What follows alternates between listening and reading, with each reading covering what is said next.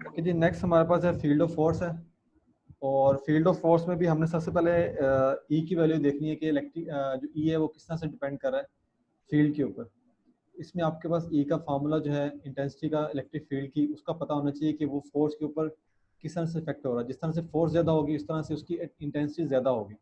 यानी कि समटाइम ये आपके पास चार्ज है, उसका जो एरिया है उसके नियरेस्ट जो है ये फील्ड ज़्यादा होगी। जैसे जैसे वो उसका एरिया ज़्यादा बढ़ता जाएगा उसकी फील्ड भी कम हो जाएगी, उसका फोर्स भी कम हो जाएगी। यानी कि इस पॉइंट पर अगर मैं इसकी फील्ड चेक करता हूँ, फील्ड जो है वो कम होगी।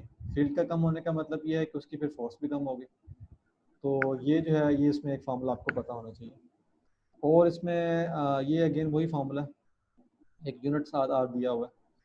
तो इसके बाद बस इसमें आपको बस ये एक ये पता होना चाहिए कि इलेक्ट्रिक फील्ड की इंटेंसिटी जो है वो किस तरह से वर्क कर रही है। बाकी बेशक आप इसको स्किप कर सकते हैं।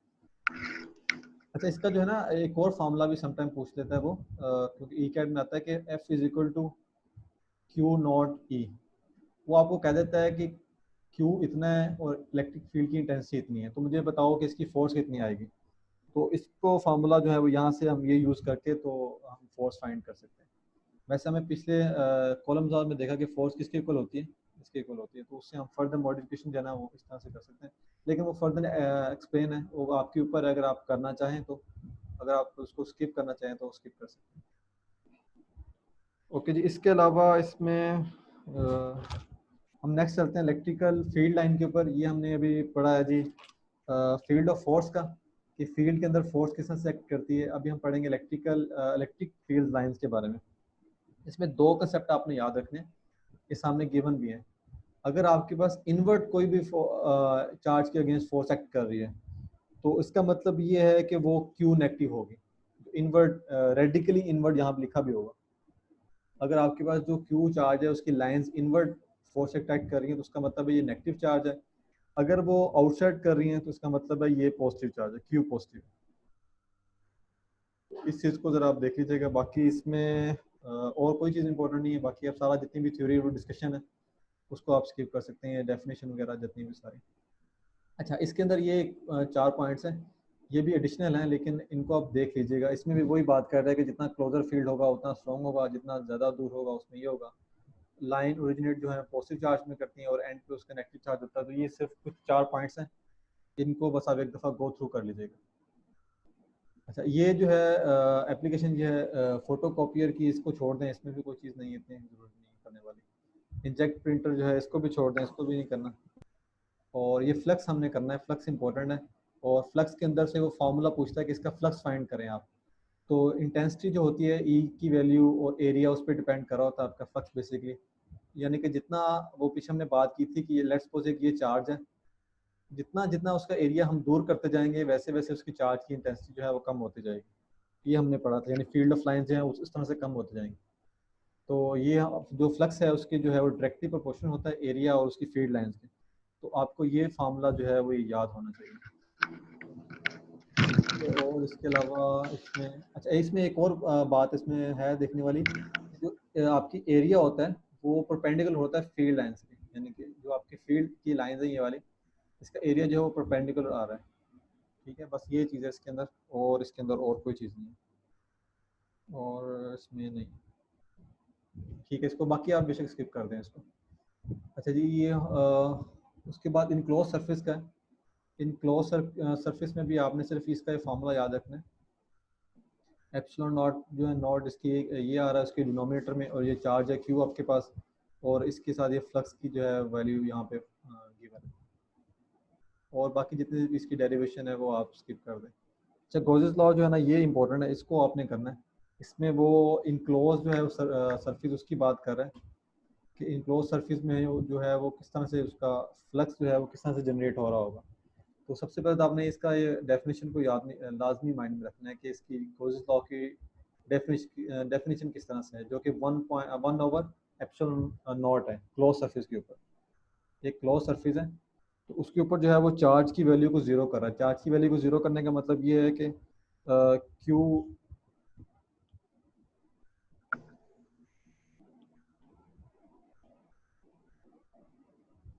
ये नज़र आ रहा है कि स्क्रीन में जो मैं राइट कर रहा हूँ।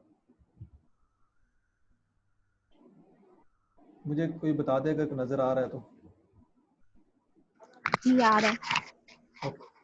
अच्छा, वो कह रहा है कि चार्ज होता है ना आपका, जो इनक्लोज सरफेस होता है उसमें 1 पॉइंट एप्सिलॉन नॉट होता है, यानी कि वहाँ पे वो क्यू क्या होता है। अब क्यू को वो किस तरह से बता रहा है कि ई जो होती है, इलेक्ट्रिकल लाइंस होती हैं आपकी, इलेक्ट्रिकल फ्लक्स लाइंस होती हैं, वो del V divided by del R, यानी rate of change of V और rate of change of R की इक्वल होती है। वहाँ पे जो हमारा वी है वो ज़ीरो हो जाता है। इसका मतलब ये है कि वो लाइंस जो हैं क्लोज सरफेस में हमारे 1/एप्सिलॉन नॉट की इक्वल होती है। बेसिक इसमें जो है ना, तो डेप्थ में जाने की ज़रूरत नहीं है। डेप्थ में सिर्फ वो लोग हैं जिनका जो है वो फिजिक्स से रिलेटेड जो है ना वो फील्ड है, जिनकी इलेक्ट्रिकल से रिलेटेड है वो या फर्दर जो है वो बेशक ना जाए, वो सिर्फ फार्मूला के ऊपर रहें। अगर वो चार्ज का आपको दे देता है और इसकी वैल्यू दे देता है तो आपको फ्लक्स का पता होना चाहिए कि वो किस तरह से एक्ट कर रहा है। बाकी इसमें डेरिवेशन है वो उसको आप छोड़ दें। अच्छा, एप्लीकेशन जो है इसमें भी एप्लीकेशन सारी नहीं करनी है। इसके अंदर जो है होलो चार्ज जो मैंने अभी बताया उसका, उसमें जीरो हो जाता है, वो हमने देखने बता दिया मैंने अभी आपको कि ई की वैल्यू किस तरह से जीरो होती है। और इनफाइनाइट शीट, अच्छा ये इनफाइनाइट शीट का और आपका दूसरा आ रहा है ओपोजिटली जो है शीट है, इन दोनों का आपस में किस तरह से इफेक्ट होता है। तो सबसे पहले इसमें इलेक्ट्रिकल पोटेंशियल का आपको पता होना चाहिए कि इलेक्ट्रिकल जो है पोटेंशियल किस तरह से होता है। यहाँ पे आपको बता देता हूँ कि एक क्वेश्चन आएगा आपके ऊपर, ये कैट में आता भी होता है कि जो वर्क डन होता है वो किसके इक्वल होता है। यहाँ पे अगर गिवन हो वर्क डन के बारे में, अच्छा पहले इसको इसमें ना आप दो फार्मूला सिर्फ कर लें। ये जो फार्मूला ये वाला आप कर लें। माइक किसका है अभी अनम्यूट। अच्छा काइंडली माइक जो है ना वो अगर किसी ने कोई चीज़ ऐड करनी हो तो वो अनम्यूट कर लें, अदरवाइज उसको म्यूट ही रहना है। अच्छा इसमें ना एक बात दोनों में देखने वाली है। ये आपके पास जो है ना दो एप्लीकेशंस हैं, ठीक है, कोल्स लॉ। एक में वो कह रहा है कि जो इनफाइनाइट स्टेट ऑफ चार्ज है, दूसरे में वो कह रहा है कि ऑपोजिटली जो है वो ऑपोजिटली चार्ज पैरेलल शीट्स हैं। उसमें डिफरेंस क्या आ रहा है, एक में ये फार्मूला है जिसमें ए की वैल्यू जो है वो 2 टाइम्स आ रही है एप्सिलॉन नॉट के, ठीक है, और जो इसका सेकंड फार्मूला है उसमें जो है इसकी 1 टाइम आ रही है।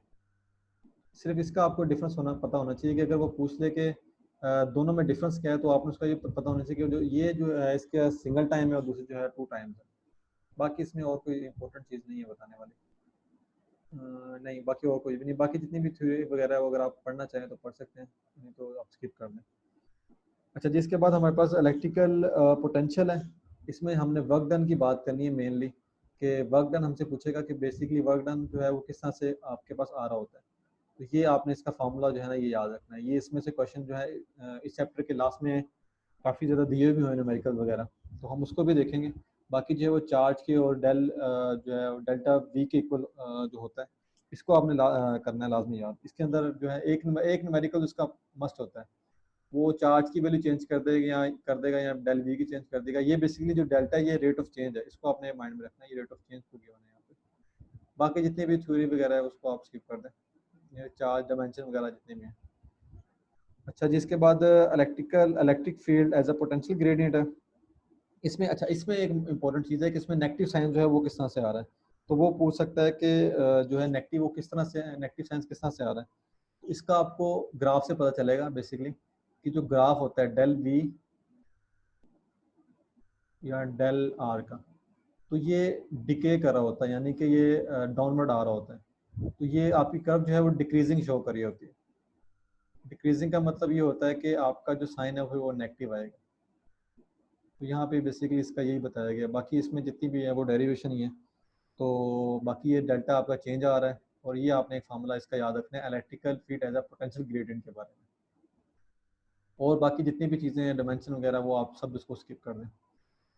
और इसके बाद electrical potential as a point due to point charge है। इसके अंदर भी दो फार्मूलाज हैं, एक ई का फार्मूला है और एक बी का फार्मूला है। ये दो फार्मूलाज यहाँ पे आपको पता होना चाहिए। ये आपके पास ई का फार्मूला, ये आप सॉरी बी का, और इसमें आपके पास ई का फार्मूला भी यहाँ पे गिवन होगा, ये आपके सामने ऊपर दिया होगा। बाकी जितने भी है वो अगेन उसने डेरिवेशन की हुई है फ्लक्स लाइन की, कि वो किस किस पे डिपेंड कर रहा होता है, चार्ज पे करता है और उसके जो है R1 RA और RB पे कर रहा होता है। तो ये फार्मूला याद रख लें करेंगे तो आपको पता चल जाएगा कि डायरेक्टली प्रोपोर्शन किसके है और इन्वर्सली प्रोपोर्शन किस चीज़ के है। ठीक है, अच्छा इसमें ये इसको बेशक स्किप कर दें। इलेक्ट्रॉन वोल्ट, इसमें भी आपने एक एक इसमें अच्छा इसमें एक इम्पोर्टेंट चीज़ आती है काइनेटिक एनर्जी की, के ई की, के ई किसके इक्वल होता है। तो के ई जो है सिंपली क्यू वी के इक्वल होता है, जो कि हमारे पास यहाँ पे गिवन भी है पार्टिकल के पोटेंशियल एनर्जी के। इसमें भी आपने सिर्फ एक फार्मूला ही याद करना है, बाकी इसमें कुछ भी नहीं है। बाकी जितनी भी नीचे थ्योरी वगैरह दी हुई है उसको आप स्किप कर दें। और अच्छा ये मस्ट आप कीजिएगा 12.4 जो है ना ये उसमें आता होता है, ये क्योंकि सिंपल सी स्टेटमेंट है, उसने आपके पास क्यू भी दिया हुआ है और वी भी दिया हुआ है, रेट ऑफ चेंज, तो आप सिंपल इसको मल्टीप्लाई करेंगे तो आपके पास आंसर आ जाएगा। बाकी इसमें और कोई भी नहीं चीज़ है। अच्छा कंपैरिजन जो है ना वो है इसमें, तो कंपैरिजन में आपको बता देता हूँ कि किस तरह से है। कंपैरिजन वो किस तरह से कर रहा है, इलेक्ट्रिकल का कर रहा है और ग्रेविटेशन का कर रहा है। ग्रेविटेशनल में हमारे पास कैपिटल जी है और इलेक्ट्रिकल में हमारे पास जो है Q1 और Q2 चार्ज है। तो अगर हम सबसे पहले एक चार्ज की बात करें in case of electric force के बारे में, तो वो होगा F is equal to Q1, यानी कि दो चार्जेस होंगे आपके पास, उसके ऊपर आपने सिर्फ ये, बल्कि हमने पीछे फार्मूला पढ़ा भी था, आर स्क्वायर के इक्वल होंगे। ठीक है, और जो हमारे पास ग्रेविटेशनल है वो आपके पास G m यानी वो मैस पे डिपेंड कर रहा है, आपकी ग्रेविटेशनल जो फोर्स है आर स्क्वायर। बस ये दो फार्मूलाज हैं, इनका इसमें पता होना चाहिए। ये दोनों का जो फार्मूला याद होंगे तो आपको कंपैरिजन इजीली पता चल जाएगा इसके अंदर। ये यहाँ पे गिवन भी हैं दोनों फार्मूलाज। और इसके बाद चार्ज ऑन इलेक्ट्रॉन, अच्छा ये इसके अंदर आपने ठीक है, अच्छा इसके अंदर वो ये पूछ सकता है कि अगर आपका, जैसे हमने ऊपर पढ़ा था कि इलेक्ट्रिकल फोर्सेस का और आपका ग्रेविटेशन फोर्सेस, इनका डिफरेंस होता है इन दोनों पॉइंट्स के थ्रू। तो यहाँ पे वो ये कह देता है कि लेट्स सपोज ये दोनों फोर्सेस आपस में इक्वल आ जाती हैं, यानी कि एफ ई और एफ जी, तो देन इस पे क्या इफेक्ट होगा। तो आपको पता है कि जो एफ ई जो इलेक्ट्रिक होता है वो क्यू ए चार्ज की और उसकी फ्लक्स लाइन की इक्वल होता है, और जो एफ जी होता है वो एम जी मास और ग्रेविटेशन की इक्वल होता है। तो यहाँ से वो कोई ना कोई चीज़ पूछ लेगा। यहाँ से उसने मैक्सिमम ये पूछ सकता है कि ई की मुझे बता दो वैल्यू क्या होती है। यहाँ पे अगर आपके पास चार्ज गिवन हो या आपके पास ग्रेविटेशन एम और ये चार्ज वगैरह गिवन हो, यहाँ पे आप ई की वैल्यू फाइंड कर सकते हैं। यहाँ से फिर वो फर्दर ये पूछ सकता है कि मुझे एम की वैल्यू बता दो, तो एम की वैल्यू से फिर आप इस तरह से पुट करके तो एम की वैल्यू फाइंड कर सकते हैं। बस इसमें और कोई भी नहीं, कुछ भी नहीं आएगा, जब आपने इन दोनों को कंपैरिजन करके तो उसके फार्मूला से याद कर लेना। और ये अच्छा, ये अगर आप ये स्टेटमेंट याद कर लेते हैं ना तो बाकी आप ये खुद ब खुद इसको आप देख लेंगे, ये आपके वहाँ से खुद ब खुद जो है ना वो ड्राइव हो जाएंगे। ओके जी, बाकी ये वाला नीचे नहीं करना, इसको आप बेशक स्किप कर दें, ये आप नहीं करें इसको। तो ये एग्जांपल देख लीजिएगा। एग्जांपल जो है स्टेटमेंट बड़ी है, लेकिन उसके अंदर एमसीक्यूज में वो आपको स्टेटमेंट को स्मॉल करके भी दे सकता है कि जी की वैल्यू इतनी है, इस तरह से दो क्वांटिटीज हैं, तो उसमें वो ये कहेगा कि मुझे क्यू की वैल्यू फाइंड करके बताओ। तो क्यू की हमने ऊपर फार्मूला बताया, वो M G D divided by V होगा। बाकी इसमें हम ठीक है। अच्छा कैपेसिटर जो है ना, इसमें आपने कुछ चीज़ें याद रखनी है, और वो अच्छा ये साइड पे स्क्रीन ये वाला एरिया शो हो रहा है आपके पास, ये वाला जो एरिया मुझे अगर कोई बता दे। जी शो हो रहा है। ठीक है, अच्छा चार जो हमारे पास कैपेसिटर होता है ना, अब लेट्स सपोज आपके पास सर्किट एक गिवन है, यहाँ पे एक सोर्स लगा हुआ है और यहाँ पे एक कैपेसिटर है, एक यहाँ पे कैपेसिटर है, तो एक यहाँ पे कैपेसिटर है। सबसे पहले तो आपको ये पता होना चाहिए कि आपने कैपेसिटर्स को ऐड कैसे करना है। तो अगर आपको किसी को रजिस्टर्स का आर का पता हो कि आर को हम किस तरह से ऐड करते हैं, तो सीरीज में तो हम सिंपल उसको ऐड कर देते हैं, यानी कि दो अगर ऐड है तो R1 और R2 कर देते हैं। तो अगर वो पैरेलल में ऐड होते हैं तो हमारे पास एक फार्मूला होता है R1, अगर दो ही हम रेजिस्टेंस की बात करते हैं, R1 R2 divided by R1 plus R2।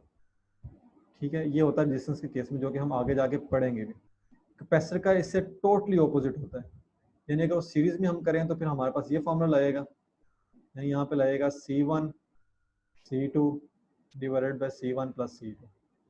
अगर वो पैरेलल में हम पूछ लेता है कि कैपेसिटर्स जो लगे हुए हैं तो उनको फिर हम ऐड कर देंगे, यानी C1 और C2 कर देंगे।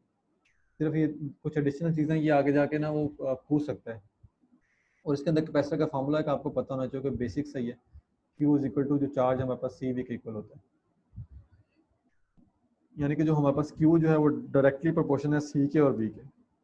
बाकी इसमें और जो है ठीक है, बाकी और कुछ चीज़ कोई भी चीज़ देखने वाले नहीं है, बस ये फार्मूला आप इसमें ये याद रखिएगा।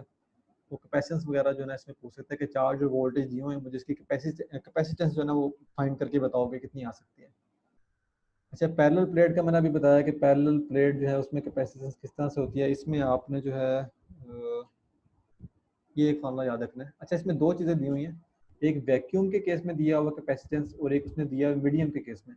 अगर कोई डाइलेक्ट्रिक का मीडियम ऐड कर देते हैं तो फिर क्या उसका फॉर्मूला आता है। तो ये हम अगर हम पहले बात करें उसकी वैक्यूम के केस में, तो वो होता है CVAC is equal to Q by V। तो Q में पता है कि एरिया और उसके एप्सिलॉन नॉट के इक्वल आ रहा होता है और डिवाइडेड बाई D। अब यहाँ पे चार्ज हमारे पास D के जो है वो इन्वर्सली प्रोपोर्शनल है, जितना आपका जो है डिस्टेंस, तो ये आपको पूछ सकता है कि इसका अगर D बढ़ाएंगे तो फिर इसके ऊपर क्या वैक्यूम इफेक्ट कर रहा होगा। तो अगर हम इसका एरिया बढ़ा देंगे या इसको इसकी वैल्यू इंक्रीज कर देंगे फिर D पे किस तरह से इफेक्ट हो रहा होगा। तो इस तरह का क्वेश्चन जो है ना वो घुमा के पूछ सकते हैं। तो आपको फार्मूला के अंदर सिर्फ ये पता होना चाहिए कि वो वैल्यू इफेक्ट किस तरह से जो है ना वो दूसरे के ऊपर कर रही है। यानी यहाँ पे जो है वो कह दे कि डी की वैल्यू इंक्रीज कर रही है, लेट्स सपोज एक एमसीक्यूज के अंदर, तो मुझे बताएं कि सी की वैल्यू क्या करेगी, इंक्रीज करेगी डिक्रीज करेगी। यानी जाहिर सी बात है कि ये अगर इंक्रीज आपके पास फैक्टर कर रहा है तो ये फिर आपके पास डिक्रीज कर रहा होगा।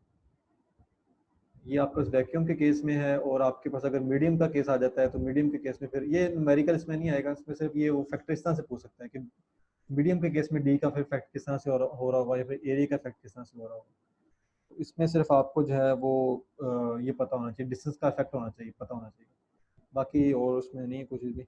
अच्छा, इसमें एक और चीज़ इंपॉर्टेंट है कि ये एप्सिलॉन नॉट अगर वो कह दे कि आप मेरे पास जो है दो वैल्यूज़ हैं, क्वेश्चन में वो ये मेंशन कर देता है कि सी जो है कैपेसिटेंस वो भी गिवन है और वैक्यूम की कैपेसिटेंस भी गिवन है, तो मुझे इसकी वैल्यू फाइंड करके बताओ, यानी कि कोफिशिएंट की वैल्यू फाइंड करके बताओ। तो ये सिंपल आपने डिवाइड करना है और उसकी वैल्यू आ जाएगी। यहाँ पे वो ये कह देते कि यहाँ पे मेरे पास कोफिशिएंट गिवन है और सी मीडियम गिवन है, तो मुझे सी वैक्यूम फाइंड करके बताओ। तो ये सिंपल अगेन वही फार्मूला जो है हमारे पास यूज़ होगा इसमें। अच्छा, एक इम्पोर्टेंट चीज़ जो है ना वो ई कैट के अंदर आया हुआ था क्वेश्चन एक, कि जो कैपेसिटेंस है वो किसको ब्लॉक करती है, वो एसी को ब्लॉक करती है या डीसी को ब्लॉक करती है। तो कैपेसिटेंस की जो कर्व होती है ना आपकी, वो होती है साइनोसाइडल होती है, इस तरह से होती है। और हमारे पास जो एसी की कर्व होती है वो भी साइनोसाइडल होती है, तो वो हमेशा एसी के सिग्नल को पास करने देती है, ठीक है। लेकिन जब हम बात करते हैं डीसी की, डीसी का जो सिग्नल आपके पास होता है वो सिर्फ इस तरह से होता है, स्ट्रेट लाइन होता है, क्योंकि उसमें कोई कर्व नहीं आ रही होती। तो जब वो इस सिग्नल इस कर्व के अंदर से पास करता है तो वो इसको ब्लॉक कर देता है कैपेसिटर, अगर कैपेसिटेंस की बात करें तो। बस ये एक चीज़ याद रखिए कि क्वेश्चन जो है ना ये 2-3 दफ़ा रिपीट हुआ था, तो ये मैंने आपको बता दिया इसका किस तरह से इफेक्ट होता है। और बाकी जो है ये पोलराइजेशन जो है वो सिंपल सा यही फिनोमेना है कि अगर दो चार्ज पार्टिकल्स, दो चार्ज की प्लेट्स हैं, एक में पॉजिटिव है एक में नेगेटिव है, तो उसमें पोलराइजेशन जो है अगर हो रही होगी जिसके अगेंस्ट में जो है वो चार्ज होंगे पार्टिकल, तो उसमें फिर करंट फ्लो इंड्यूस होगा। बाकी इसमें थ्योरी है, ये इतना इंपॉर्टेंट नहीं है। खैर इसमें सारी डिस्कशन ही है कि एज अ रिजल्ट क्या हो जाएगा डिस्प्लेसमेंट वगैरह का, उसको अगर आप चाहें तो उसको आप स्किप कर सकते हैं। अच्छा, इसमें इस चैप्टर में जो इंपॉर्टेंट चीज़ है वो है एनर्जी की, कि वो ये क्वेश्चन देता है कि मुझे एनर्जी फाइंड करके बताओ कैपेसिटर की। तो ये क्वेश्चन जो है ये भी काफ़ी ज़्यादा रिपीट होता है। तो मैंने ये बताया स्टार्ट में, इस चैप्टर में से मस्ट है कि आपको एक क्वेश्चन लाजमी आ जाएगा। तो इसमें हमारे पास एनर्जी का ये फॉर्मूला है 1/2 CV²। इसको सिर्फ आपने याद रखना है, और इसमें और कुछ भी नहीं है। अच्छा, एक और क्वेश्चन बल्कि यहाँ पे आया हुआ था ईकेंड के अंदर, को जो आपके पास एनर्जी स्टोर होती है वो किस फॉर्म में होती है। ऑप्शन ये थे आपके पास कि वो मैग्नेटिक के फॉर्म में होती है, मैग्नेटिक फील्ड के फॉर्म में होती है, वो इलेक्ट्रिक फील्ड के फॉर्म में होती है, या नन ऑफ दीज आ जाएगा, या फिर इसमें कोई और आ जाएगा, ऑप्शन आ जाएगा। तो आपके पास जो एनर्जी होती है कैपेसिटर में वो हमेशा इलेक्ट्रिक फील्ड के पॉइंट ऑफ व्यू से होती है। जब भी दो जो प्लेट्स हैं वो आपस में इंटरेक्ट करती हैं, उसमें एक इंड्यूस जो है ना वो फील्ड पैदा होता है जो कि पोलराइजेशन के थ्रू होता है। तो उसमें फिर जो आपके पास करंट है वो इलेक्ट्रिक फील्ड की लाइंस के थ्रू हो रहा होता है। ये एक इसमें इंपॉर्टेंट बात है एनर्जी के पॉइंट ऑफ व्यू से। बाकी इसमें जितनी भी डिस्कशन है वो आप स्किप करना चाहें तो उसको कर सकते हैं। अच्छा जी, 12.17 आपके पास चार्जिंग और डिस्चार्जिंग है। इसमें भी सिर्फ दो ही बातें देखने वाली हैं आपके पास, कि चार्जिंग किस तरह से होती है और डिस्चार्जिंग किस तरह से होती है। अच्छा, कर्व के पॉइंट मैं कर्व से आपको बता देता हूँ चार्जिंग किस तरह से होती है। जो चार्जिंग होती है वो आपकी इस तरह से होती है, ई की पावर एक्स, यानी एक्सपोनेंशियल जो है वो ग्राफ आपके पास होता है। ई की जो वैल्यू वो ग्रोथ में आ रही होती है जब चार्जिंग आपकी होती है, और जब वो डिस्चार्जिंग होता है तो उसकी जो ग्राफ है वो कुछ इस तरह से आता है, यानी वो डिके की फॉर्म में आ रहा होता है ई की वैल्यू। ठीक है, एक चीज़ ये हो गई है। तो बाकी ऐसा ई के पिछले एक क्वेश्चन में ना, उस टेस्ट में ये क्वेश्चन आया हुआ था कि अगर हम आर की वैल्यू जो है कैपेसिटर में वो स्मॉल रखें, बहुत स्मॉल रखें, तो फिर जो है उसका डिस्चार्जिंग किस तरह से हो रही होगी। तो ये एक फिनोमिना होता है कैपेसिटर के अंदर। जी, क्वेश्चन है किसी का?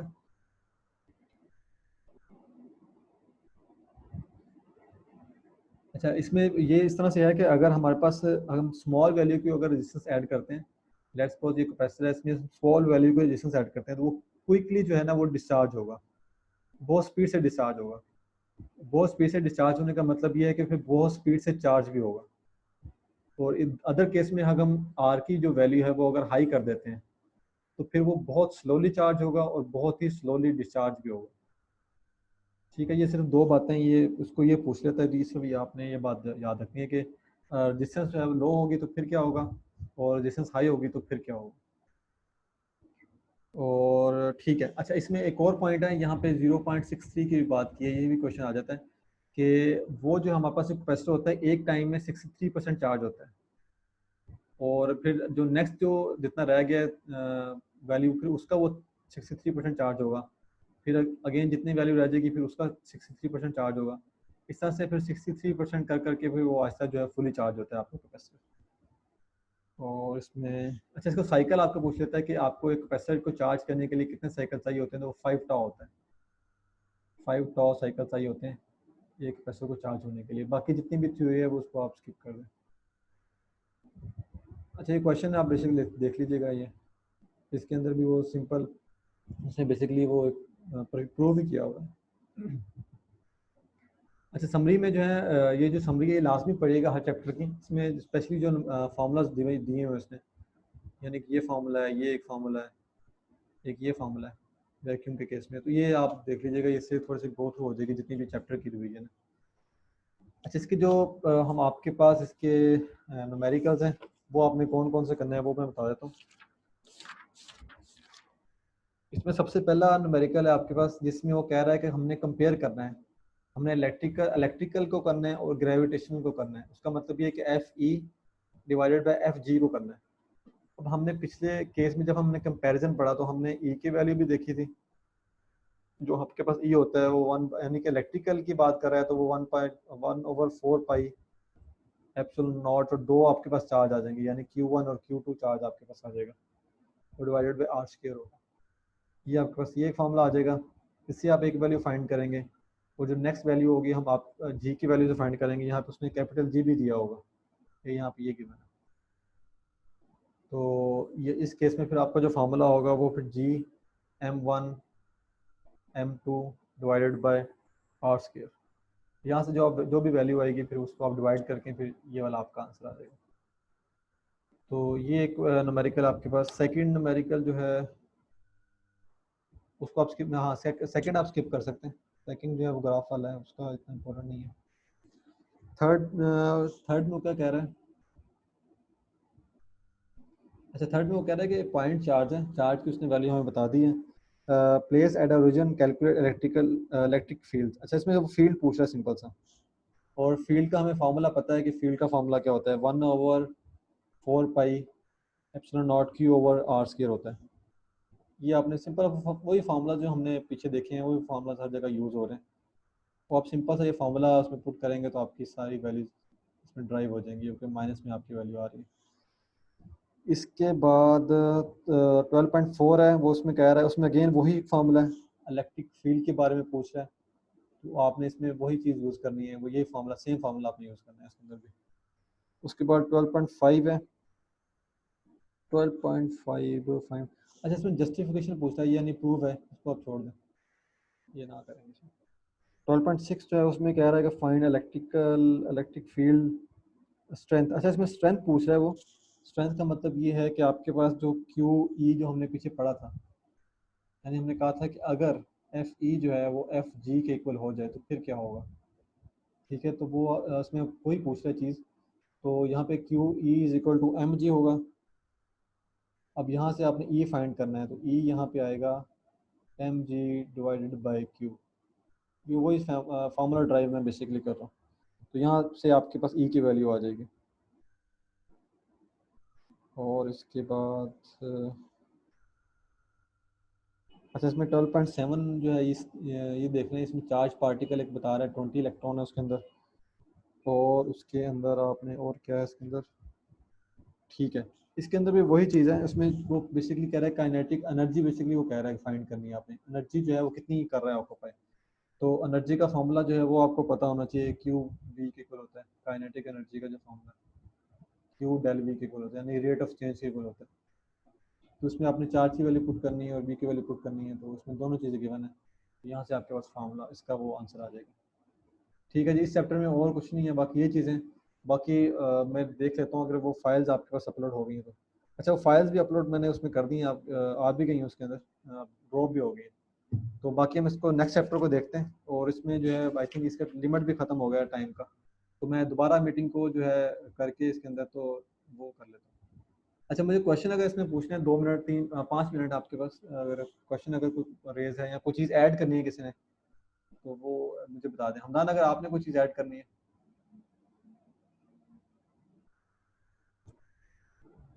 बाकी चैप्टर में एक मेडिकल इसमें मस्ट आएगा। इसमें ज़्यादा जो क्वेश्चन आएगा ना, मेरे ख्याल से वो यही पूछ लेगा कि जो फार्मूलाज हैं आपके अंदर, वो किस तरह से वैल्यूज एक दूसरे के ऊपर डिपेंड कर रही हैं, यानी कि एफ किस तरह से डिपेंड कर रहा है, आर की वैल्यू किस तरह से डिपेंड कर रही है, क्यू की वैल्यू का फैक्टर किस तरह से है। तो इस तरह के फार्मूलाज आपने याद लाजमी देखने हैं इसके अंदर। ठीक है, मैं इसमें नेक्स्ट मीटिंग जो है वो स्टार्ट कर देता हूँ, आपको लिंक सेंड कर देता हूँ, तो उसमें फिर आप वो ज्वाइन कर लें। पैरेलल प्लेट की इलेक्ट्रिकल फील्ड स्ट्रेंथ का एक फार्मूला आई विल शेयर। जी ठीक है, सगीर अहमद जो है ना, वो इलेक्ट्रिक पैरेलल प्लेट का फार्मूला जो है इलेक्ट्रिक फील्ड का, ठीक है, उसको ग्रुप में आप शेयर कर दें, वो फिर सारे जो है उसको देख लेते हैं।